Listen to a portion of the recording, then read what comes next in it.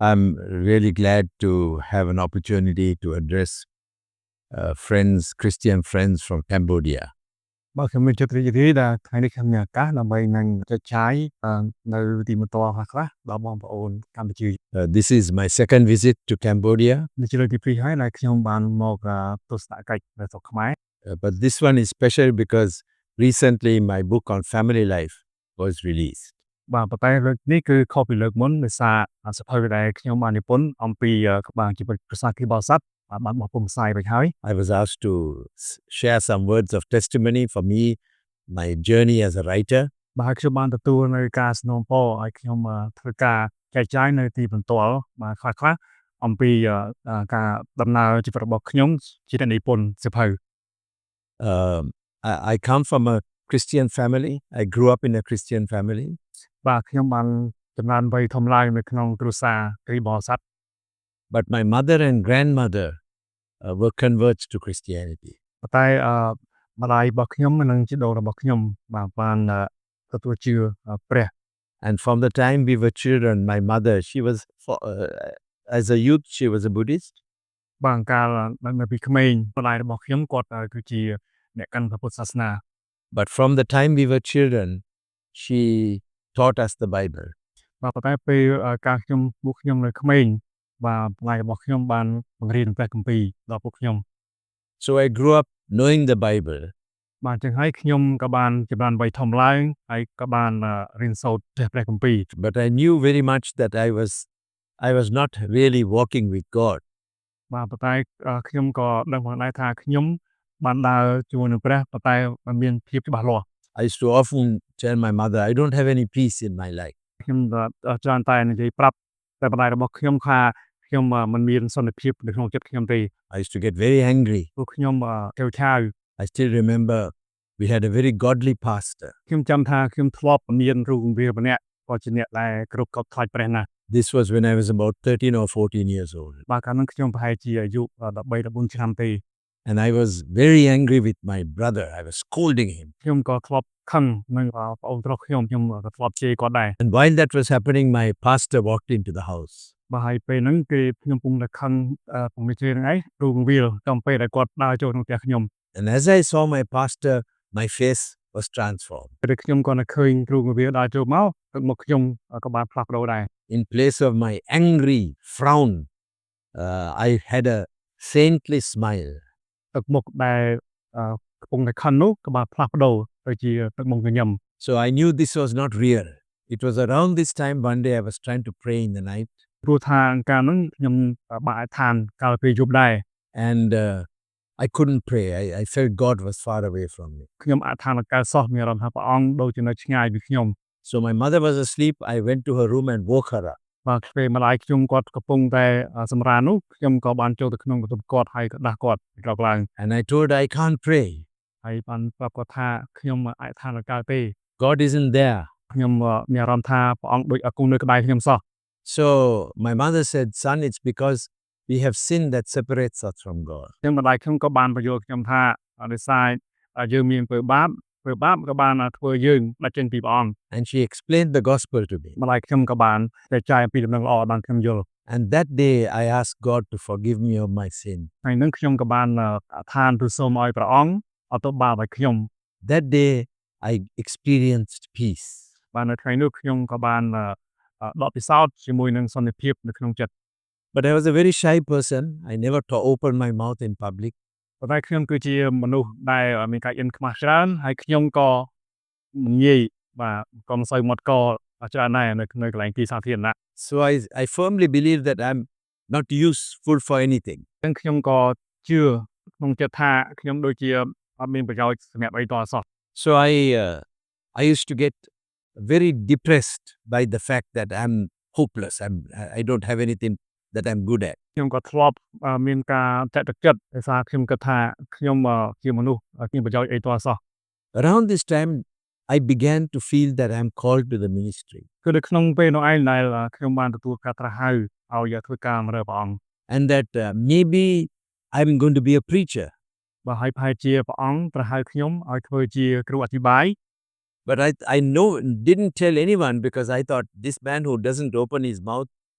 will they expect him to be a preacher? តែខ្ញុំអត់បានប្រាប់ពីណាគេទេខ្ញុំជាមនុស្សមិនសូវមាត់កហើយគេមិនជឿថាខ្ញុំអាចខ្លាចជាគ្រូអធិប្បាយបានទេ But there was a burden inside of me to preach. តែមានបន្ទុកមួយនៅក្នុងចិត្តខ្ញុំដែលជំរុញខ្ញុំឲ្យចង់ធ្វើជាគ្រូអធិប្បាយ I had a friend who lived in another town where there was no church. ខ្ញុំមានមិត្តភក្តិម្នាក់រៀនគាត់រស់នៅក្នុងទីក្រុងផ្សេងមួយទៀត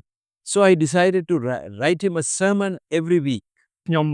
ក៏មកគិតថាខ្ញុំនឹងសរសេរការអធិប្បាយព្រះបន្ទូលផ្ញើទៅគាត់រៀងរាល់សប្តាហ៍ And so I wrote to him a sermon every week. ខ្ញុំក៏បានសរសេរការអធិប្បាយព្រះបន្ទូលបាទហើយផ្ញើទៅគាត់រៀងរាល់សប្តាហ៍ So my desire to communicate truth was mediated through writing. ចឹងហើយខ្ញុំក៏មានបំណងចិត្តមួយចង់ចែកចាយអំពីសេចក្តីពិតរបស់ព្រះបន្ទូលតាមរយៈការតែងនិពន្ធ That was the start of my writing. ហើយគឺជាការចាប់ផ្ដើមដំបូងនៃដំណើរជីវិតរបស់ខ្ញុំជាអ្នកនិពន្ធសៀវភៅ So I'm grateful today that I was shy. ខ្ញុំអរគុណព្រះអង្គដែលកាលនោះខ្ញុំគឺជាមនុស្សដែលមានការខ្មាក់អៀន I didn't have confidence to write, to speak. ខ្ញុំកាលនោះអត់មានទំនុកចិត្តថាខ្ញុំអាចសរសេរឬក៏អាច But God ចៃបានទេ led me to write. បាទប៉ុន្តែព្រះអង្គបានដឹកនាំខ្ញុំឲ្យធ្វើការតែងនិពន្ធ So from the time I was a young person, I wanted to write. ចឹងចាប់តាំងពីពេលដែលខ្ញុំនៅតូចបាទខ្ញុំបានចាប់ផ្ដើមសរសេរសៀវភៅ The first book I wrote, well, actually I wrote my thesis earlier. ពីដំបូងមកខ្ញុំសរសេរនេះគឺសរសេរសារណា But the first book I wrote was when my colleagues in Youth for Christ, I worked for Youth for Christ, a youth organization. And my first book was when my colleague said, write us some discipleship material. ចឹងសៀវភៅដំបូងដែលខ្ញុំសរសេរហ្នឹងគឺមិត្តភក្តិខ្ញុំគាត់ធ្វើការនៅអង្គការយុវជនសម្រាប់តែគ្រីស្ទគាត់ឲ្យខ្ញុំសរសេរសៀវភៅទាក់ទងទៅនឹងការកម្មកិច្ចសិស្ស So I wrote some material for our staff. បាទចឹងខ្ញុំក៏បានសរសេរអត្ថបទមេរៀនមួយចំនួនសម្រាប់បុគ្គលិកនៅអង្គការ I was at a conference and I met a friend and I thought I'd give him a copy of this material. ខ្ញុំក៏បានចូលរួមនៅសន្និសីទមួយខ្ញុំក៏បានចែកនៅមេរៀនទាំងអស់ហ្នឹងឯងដល់មិត្តភក្តិខ្ញុំ So I gave him this material. បាទខ្ញុំក៏បានឲ្យមេរៀនហ្នឹងឯងទៅមិត្តភក្តិរបស់ខ្ញុំ And he gave it to a friend of his who was working for an American publisher, Tyndale House. គាត់ក៏បានឲ្យមេរៀនហ្នឹងឯងទៅមិត្តភក្តិរបស់គាត់ធ្វើការនៅអង្គការបុគ្គលផ្សាយរបស់អាមេរិកឈ្មោះថា Tyndale House. And they said, oh, we'd like to publish this as a book. គេមើលទៅគេក៏ពេញចិត្តនឹងសំណេររបស់ខ្ញុំបាទហើយគេចង់បោះពុម្ពផ្សាយទៅជាសៀវភៅ So that's how I started. That was my first big book. ហើយគឺជាសៀវភៅដំបូងមករបស់ខ្ញុំដែលបានបោះពុម្ពផ្សាយ And that book God used quite a bit actually. សៀវភៅហ្នឹងក៏គេបានប្រើប្រាស់មួយរយៈពេលដែរ It was called Leadership Lifestyle. សៀវភៅហ្នឹងគឺនិយាយពីរបៀបនៃការរស់នៅរបស់អ្នកដឹកនាំ It was based on 1 Timothy. បាទគឺផ្អែកទៅលើខ2ទីម៉ូថេ And different book clubs took it on and gave it as gifts to pastors. បាទហើយក៏មានក្លឹបអ្នកនិពន្ធហ្នឹងឯងបាទខ្ញុំក៏បានចែកចាយហើយក៏បានឲ្យសៀវភៅហ្នឹងធ្វើជាអំណោយដល់គ្រូបង្រៀន I don't know how many copies were done, but it's a few 100,000 copies. ខ្ញុំអត់ចាំថាសៀវភៅដែលបានបោះពុម្ពផ្សាយហ្នឹងហើយនឹងបានចែកផ្សាយហ្នឹងបានប្រហែលក្បាលទេប្រហែលជាខ្ទង់100,000ក្បាល In my early years of ministry, one of the big problems in the church in Sri Lanka was it was a city church. កាលខ្ញុំលូតលាស់ដំបូងក្នុងជីវិតជាគ្រីស្ទបរិស័ទបញ្ហាមួយរបស់ពួកជំនុំនៅប្រទេសស្រីលង្កាគឺពួកជំនុំមានការប្រមូលផ្ដុំទៅតាមទីក្រុង The gospel, Sri Lanka is predominantly a village country. ប្រទេសស្រីលង្កាប្រទេសដែលភាគច្រើនគឺប្រជាជនរស់នៅក្នុងតាមភូមិតាមទីដាច់ស្រយាល But there were very few Christians in the villages. បាទប៉ុន្តែមិនសូវមានគ្រីស្ទៀនបាទនៅក្នុងរស់នៅតាមភូមិទេ So God gave myself and a few others a real burden. We must take the gospel to the villages. បាទអញ្ចឹងព្រះអង្គក៏បានធ្វើការបណ្ដាចិត្តខ្ញុំហើយនឹងមិត្តភក្តិខ្ញុំមួយចំនួនទៀតបាទហើយមានបំណងចិត្តមួយគឺចង់ទៅផ្សាយនឹងល្អទៅដល់ភូមិជាច្រើននៅប្រទេសស្រីលង្កា So my first books were on that. សៀវភៅដែលខ្ញុំនិពន្ធដំបូងគឺនិយាយអំពីការងារហ្នឹងឯង Why should we take the gospel to the world? ហើយអ្វីបានជាយើងចាំបាច់ត្រូវនាំនឹងល្អ ប្រឈមចាប់លោកី because Christ is the only way to salvation. bởi vì ព្រះគ្រីស្ទគឺជាផ្លូវតែមួយសម្រាប់ឆ្ពោះទៅរក So I wrote about 3 books on that topic អញ្ចឹងខ្ញុំក៏បាននិពន្ធសភៅមានពីរបទ3យ៉ាង to show why we should take the gospel out ដែលបង្ហាញថាហេតុអ្វីបានជាយើងត្រូវតែចេញទៅផ្សាយនឹងល្អ and how we should take the gospel. ក៏បង្ហាញពីរបៀបដែលយើងត្រូវផ្សាយនឹងល្អបែបខ្លះ And we became part of a movement that tried to encourage people to go. ហើយយើងក៏បានរួមចំណែកនៅក្នុងចលនាមួយនៅក្នុងការផ្សាយនឹងល្អ Around 2000, the year 2000, people began to tell me, you asked us to go, we went, but there is no one to look after us. បាទហើយឆ្នាំឆ្នាំ2000ហ្នឹងឯងមានអ្នកដែលគាត់ផ្សាយនឹងល្អថាយើងចេញទៅផ្សាយនឹងល្អប៉ុន្តែអត់មានដំណើរគេមើលថែយើង So the second phase of my ministry was looking after people who had gone. ដំណាក់កាលទី2នៃការងាររបស់ខ្ញុំឯងគឺយើងត្រូវមើលថែដល់អ្នកដែលគាត់ចេញទៅផ្សាយនឹងល្អ So my books were on that topic. ទាំងសភៅខ្ញុំក៏បាននិយាយអំពីប្រធានបទហ្នឹង How to live with pain in the ministry. បាទត្រូវតែរស់នៅសង្កត់ការឈឺចាប់បែបខ្លះក្នុងការមករកព្រះ How to disciple people. តើយើងត្រូវបង្កើតសិស្សបែបខ្លះ Around this time, I began to realize that many Christians are having problems in their family life. ហើយនៅក្នុងឡុងពេលនោះខ្ញុំក៏បានចាំថាមានរិបោស័តជាច្រើនដែលបម្រើព្រះអង្គក៏មានបញ្ហាជាច្រើននៅក្នុងគ្រួសារ Many of the Christian workers were first generation Christian. អ្នកដែលបម្រើព្រះអង្គកាលសម័យហ្នឹងឯងគឺជាគ្រីបោស័តចំនួនទី1 They hadn't seen good models of what a Christian family is like. ពួកគាត់អត់បានមើលឃើញគំរូគ្រួសារគ្រីបោស័តពីមុនមកទេ So I began to conduct seminars on family life. ដូច្នេះខ្ញុំក៏បានចាប់ផ្ដើមបង្កើតសិក្ខាសាលាដើម្បីបង្រៀនអំពីជីវិតគ្រួសារគ្រីបោស័ត And little by little, I thought I must write a book. យូរក្រោយមកខ្ញុំក៏បានចាប់ផ្ដើមសរសេរសភៅ